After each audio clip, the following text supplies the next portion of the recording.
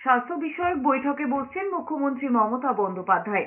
বিকেল 4টে নাগাদ নবান্নে রাজ্যের স্বাস্থ্য দপ্তরের কর্তা, আধিকারিক এবং সরকারি হাসপাতাল ও মেডিকেল কলেজগুলোর কর্তাদের সঙ্গে বৈঠক করবেন তিনি।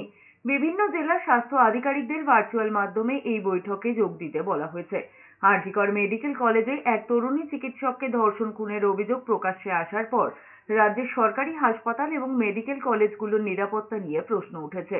আরজিকর আন্দোলনের মাঝেই চিকিৎসক এবং স্বাস্থ্যকর্মীদের নিরাপত্তা নিশ্চিত করার জন্য 100 কোটি টাকা বরাদ্দ করেছেন মুখ্যমন্ত্রী। সুপ্রিম কোর্টে এই সংক্রান্ত শুনানি চলাকালীনও রাজ্যের আইনজীবী জানিয়েছেন, 2 সপ্তাহের মধ্যেই সরকারি হাসপাতালে নিরাপত্তা সংক্রান্ত বিষয়টি নিশ্চিত করা হবে। আগামী সপ্তাহে শীর্ষ আদালতে এই মামলার পরবর্তী শুনানি হবে। নবান্ন সূত্রে খবর, সুপ্রিম কোর্টে পরবর্তী শুনানির আগে রাজ্যের সরকারি হাসপাতালগুলোর অবস্থা কেমন জানতে চান মুখ্যমন্ত্রী মমতা বন্দ্যোপাধ্যায়।